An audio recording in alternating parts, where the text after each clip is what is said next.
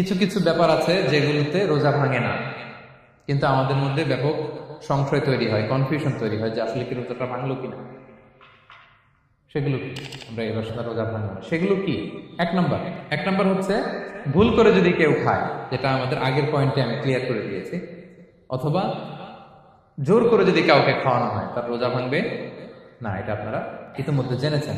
একটা হাদিস শুনে সহিহ বুখারী, রাসূল সাল্লাল্লাহু আলাইহি ওয়াসাল্লাম বলেছেন, মান নাসিয়া ওয়া হুয়া সাইম ফাআকালা আও শারিবা, রোজা অবস্থায় কেউ যদি ভুল করে খেয়ে ফেলে, ফালিউতিম্মা সাওমা, সেজন্য তার রোজা পূর্ণ করে, তার রোজা ভেঙে গেছে মনে করে সেজন্য খাওয়া শুরু না করে, সেজন্য রোজা পূর্ণ করে। কারণ ফাইন্নামা আতআমাহুল্লাহু ওয়া সাকা, কারণ আল্লাহই তাকে খাইয়েছে, আল্লাহই তাকে পানি দিয়েছে, কিন্তু ভুল করে খেয়ে ফেলেছে, এটা তো আপনার হাতে ছিল না।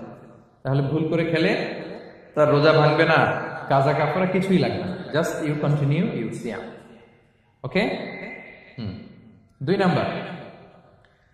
নাম্বার হচ্ছে, এটা বিবাহিতদের জন্য, যেহেতু মোস্ট অফ দ্য অডিয়েন্স আর 18+, কোনো অসুবিধা নেই। আর ইসলামে কথাগুলো আসলে বাঁচতে হলে জানতে হবে। সেটা হচ্ছে, আমরা শুনেছি যে বিবাহিতরা ফিজিক্যাল ইন্টারকোর্স যদি করে, দেহ থেকে সিমেন আউট হলে রোজা ভেঙে যায়, কিন্তু স্বাভাবিক মেলামেশাতে রোজা ভাঙে না। কিস করা, হাগ করা হাজবেন্ড ওয়াইফের মধ্যে, এই যে সখ্যতা, এই ব্যাপারগুলো যদি দিনের বেলায় ঘটে, এতে রোজা ভাঙে না। ব্যাপারটা বুঝতে পেরেছেন না সবাই? দলিল শোনেন। আমাদের আয়েশা রাদিয়াল্লাহু তাআলা আনহা বলেন, কানা নবী সাল্লাল্লাহু আলাইহি ওয়াসাল্লাম ইয়াতাব্বিলু ওয়া হুয়া সাইম, রমাদানের রোজা অবস্থায় তিনি আমাদেরকে কিস করতেন, ওয়া ইউবাশিরু, আমাদেরকে হাগ করতেন, ওয়া হুয়া সাইম, রোজা অবস্থায়। এতে রোজার কোনো সমস্যা হতো না। তবে এটা রিকমেন্ডেড না, স্বামী স্ত্রীর একান্ত মেলামেশা দিনের বেলা রিকমেন্ডেড না, কারণ এটা থেকে সে সেক্সুয়ালি এক্সাইটমেন্টের দিকে চলে যেতে পারে। ফলে ভুল করে সে এমন কাজ করে ফেলতে পারে যেটাতে তার রোজাটাই ভেঙে যাবে। আর ইচ্ছা করে রোজা ভাঙলে কি করতে হয়? কাজাও কাফারাও, খবর আছে না? সেজন্য এটা খেয়াল রাখতে হবে। 3 নাম্বার, এটাকে আরবিতে বলে আল ইহতিলাম, ওয়েট ড্রিম, বাংলায় বলে স্বপ্ন দোষ। ঘুমের মধ্যে এমন কিছু দেখলেন, ফলে আপনার সিমেন আউট হলো, আপনার রোজা ভাঙবে না। কারণ এটা কি ইচ্ছা করে করছেন আপনি? এটা কার হাতে? আল্লাহ। এতে রোজা ভাঙে না। শুধু আপনি ঘুম থেকে উঠে ফরজ গোসলটা করে নিলে হবে। প্রিয় ভাইরা, মুসলিম কমিউনিটির ভাইরা, কথা কি বুঝতে পারতেছেন? আচ্ছা। 4 নাম্বার হচ্ছে ব্লাড টেস্ট। অনেকে বলে যে ব্লাড টেস্ট করা যাবে কিনা রমাদানে। ব্লাড টেস্ট করা যাবে। ব্লাড টেস্ট করলে রোজা ভাঙে না। এটা খুবই জরুরি একটা মাসালা, প্রায় আমাদের লাগে। 1-2 সিরিঞ্জ ব্লাড নিলে ভাঙে না। তবে যদি অনেক বেশি অ্যামাউন্টের ব্লাড নেয়, এতে যদি আপনি ক্লান্ত হয়ে পড়েন, সেক্ষেত্রে আপনি রোজা ভাঙতে পারবেন, পরে কাজা করলে হবে। 5 নাম্বার হচ্ছে অনিচ্ছাকৃত বমি। এটা আমি আগেও ক্লিয়ার করেছি যে ইচ্ছাকৃত বমি করলে রোজা ভাঙে, কিন্তু অনিচ্ছাকৃত যদি বমি চলে আসছে, ভমিটিং হচ্ছে, আমার রোজা ভাঙবে না। 6 নম্বরে নোজ ব্লিডিং, নাক দিয়ে অনেকে রক্ত পড়ে না, নাক দিয়ে রক্ত ঝরলে মানুষের রোজা ভাঙে, আনলেস যদি অনেক বেশি অ্যামাউন্টের হয়, আপনি ক্লান্ত হয়ে পড়েন, তখন তাতে রোজা ভাঙতে হবে। 7 নাম্বার, রোজা রেখে দাঁত ফেলতে পারবো কিনা?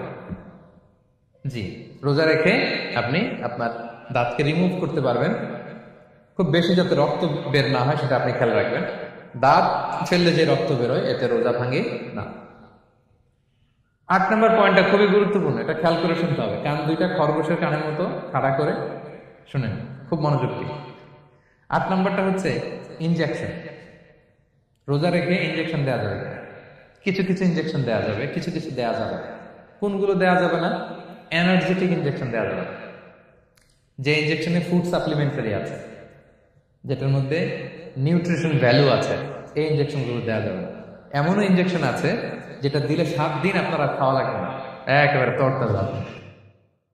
এরকম ইনজেকশন দেওয়া যাবে? তো আপনি সিস্টেম করে খাইলেন, কেমন জানো, তাই না? আপনি অন্য ওয়েতে দেহে এনার্জি ইনপুট করলেন, এটা করলে রোজা ভেঙে যাবে। তাহলে food supplementary injection, nutrition value আছে এরকম injection, energetic injection, energy boost up করে এরকম ইনজেকশন দিলে রোজা ভেঙে যায়, এগুলো দেওয়া যাবে না। কিন্তু পেইন কিলার যে ইনজেকশন গুলো আছে, এটা দিতে পারবেন। পেইন কিলার ইনজেকশন দিতে পারবেন, অ্যান্টিবায়োটিক ইনজেকশন দিতে পারবেন, অ্যানেস্থেটিক ইনজেকশন দিতে পারবেন, এই জাতীয় মেডিকেশন ইনজেকশন গুলো দিতে পারবেন। কোভিডের যে ইনজেকশন, এগুলো আপনি দিতে পারবেন। এগুলোতে রোজা ভাঙে না, কারণ এগুলোতে আপনার স্টোমাকে কিছু পৌঁছেও না, আপনাকে শক্তিবর্ধক কিছু দেহে প্রবেশও করাচ্ছে না, আপনার এনার্জিও বাড়ে না, আপনার এনার্জি বাড়ে না, আপনার নিউট্রিশন ভ্যালু অ্যাড হয় না, আপনার স্টোমাকে কিছু পৌঁছে না, এই জাতীয় সব ইনজেকশন দেওয়া হয়। ইনজেকশনের পয়েন্টটা ক্লিয়ার? 9 নম্বরে কিছু কমন ব্যাপার আছে, এই কমন জিনিসগুলো আমাদের মনের মধ্যে প্রায় প্রশ্ন যায় যে এগুলো করা যাবে কি যাবে না, এগুলো ক্লিয়ার করে। এর মধ্যে 1 নম্বর হচ্ছে টুথপেস্ট। রোজা রেখে টুথপেস্ট দিয়ে ব্রাশ করা যাবে কিনা, বলেন যাবে কি যাবে না? যাবে, কে কে হাত তুলুন তো দেখি। হ্যাঁ, মাত্র 1 জন, 2 জন, 3 জন, 4 জন, 5 জন, 6 জন, দল ভারী হচ্ছে আস্তে আস্তে। হ্যাঁ, টুথপেস্ট দিয়ে ব্রাশ করা যাবে কি যাবে না? যাবে মাত্র 5 জন। আর যাবে না কয়জন দেখি? যাবে না, অনেকে যাবে না, অনেকে হাত তুলে নেই। ভাবছে কোন জায়গায় হাত তুলে কোন বিপদে করি, চুপচাপ দেখি যে কোনটা জিতে। যাবে না, যাবে না, দল ভারী না? যাবে, এই সুন্দর বলছে, যাবে কিন্তু না করাই ভালো। হ্যাঁ, যাবে। টুথপেস্ট দিয়ে ব্রাশ করলে রোজা ভাঙে না, তবে যদি খুব স্ট্রং টুথপেস্ট হয় এগুলো ব্যবহার না করা ভালো। দিনের বেলায় মেসওয়াক করা ভালো। হ্যাঁ, মেসওয়াক করলে ওইটা সবচেয়ে সেফ। তবে যদি আপনি টুথপেস্ট দিয়ে ব্রাশ করেন আপনার রোজা ভাঙবে না ইনশাল্লাহ। কেউ কেউ মাকরু বলেছেন, কিন্তু আপনার রোজা ভাঙবে না। মাউথ ওয়াশ সেম, যাবে কিন্তু রেকমেন্ডেড না। হ্যাঁ, গার্গল করতে গেলে আবার ভিতরে চলে যাবে। সিম্পলি কুলি করা যাবে কিন্তু আপনার রোজা ভাঙবে না। কিন্তু দিনের বেলায় আমরা টুথপেস্ট, মাউথ ওয়াশ এগুলো ইউজ না করে কোনটা সাজেস্ট করি? কোনটা? মেসওয়াক করেন তো আপনারা? রাসূল সাল্লাল্লাহু আলাইহি ওয়াসাল্লাম বলেছেন, আমার উম্মতের জন্য যদি কষ্ট না হয়ে যেত আমি প্রত্যেক নামাজের আগে মেসওয়াক করা ফরজ করে দিয়ে দিতাম। কষ্ট হয়ে যাবে, পকেট নিয়ে নিয়ে মেসওয়াক করতে হবে। এবং রাসূল সাল্লাল্লাহু আলাইহি ওয়াসাল্লাম মৃত্যুর আগে ওনার হাতে যে জিনিসটা রেখে উনি শেষ নিঃশ্বাস ত্যাগ করেছেন সেটা হচ্ছে মেসওয়াক। উনি অত্যন্ত অসুস্থ, প্রচন্ড জ্বরে কাতরাচ্ছেন। তখন দেখলেন যে ওনার শ্যালক আব্দুর রহমান রাদিয়াল্লাহু তাআলা উনি মেসওয়াক করতেছেন, তো উনি ফেল করে তাকায় আছেন, বলতে পারতেছেন না আমাকে দাও। আম্মা জান আয়েশা বুঝতে পারলেন যে রাসূল মনে হয় চাচ্ছেন, তো উনি এটা নিয়ে এসে নিজে চাবালেন। রাসূল ইসলাম চাবায় যে নরম করবেন এই শক্তিটাও গায়ে নেই। আম্মা জান নিজে চাবিয়ে রাসূল ইসলামের হাতে দিলেন, রাসূল ইসলাম মেসওয়াক করলেন। এই মেসওয়াক করার কিছুক্ষণ পরে তিনি ইন্তেকাল করলেন। আরবাউন মিন সুনানিল মুরসালিন, 4টা সুন্নাত, এটা সব নবীদের মধ্যে ছিল। এর মধ্যে একটা হচ্ছে আসওয়াক, মেসওয়াক। মেসওয়াক করবেন তো আপনারা? আচ্ছা, এরপর রোজা রেখে আতর দেয়া যাবে, কোনো সমস্যা নেই। পারফিউম দেয়া যাবে, সমস্যা নেই। আই ড্রপ দেয়া যাবে, চোখে ড্রপ দেয়া যাবে, আইলাইনার দেয়া যাবে, কাজল দেয়া যাবে, এগুলোতে রোজা ভাঙে না।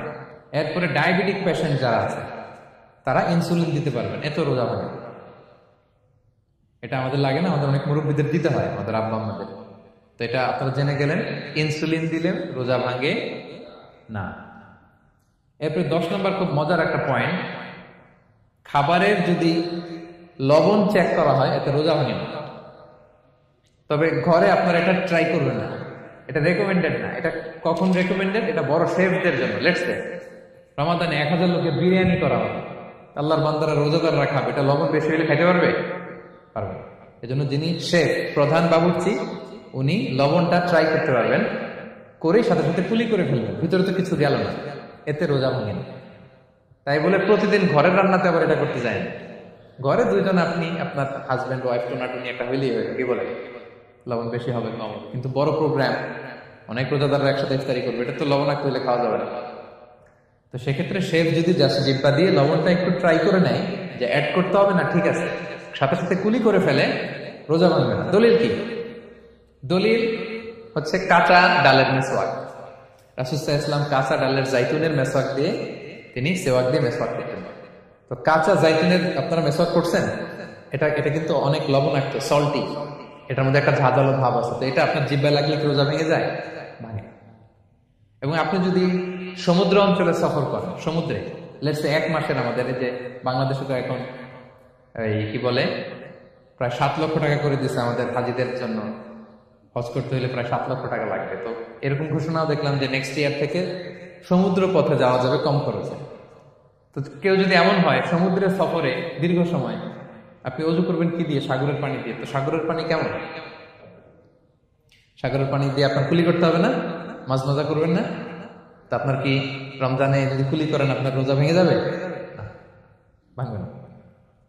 তো এ থেকে স্কলাররা দলিল নিয়েছেন যে এরকম জরুরি প্রয়োজন হলে আপনি খাবারের স্বাদটা, লবণটা দেখতে পারবেন, সাথে সাথে কুলি করে ফেলবেন, এতে আপনার রোজা ভাঙবে না ইনশাআল্লাহ। অনেকে প্রশ্ন করে এনজিওগ্রাম করা যাবে কিনা। এনজিওগ্রাম, এগুলো করা যায়। এই যে হার্টের পেশেন্টদের জন্য এখান থেকে একটা এই ক্যাথেটার ঢুকায়, যদি এটার মধ্যে ওষুধ লাগানো থাকে তো এটা হার্টের ওদিকে যায়, এটা স্টোমাকে যায় না, এগুলো করা যাবে। তাহলে এই এই বিষয়গুলো অলমোস্ট মুত্তাফাক আলাই, মানে সর্বসম্মতিক্রমে, এতে আপনার রোজা ভাঙবে না ইনশাআল্লাহ।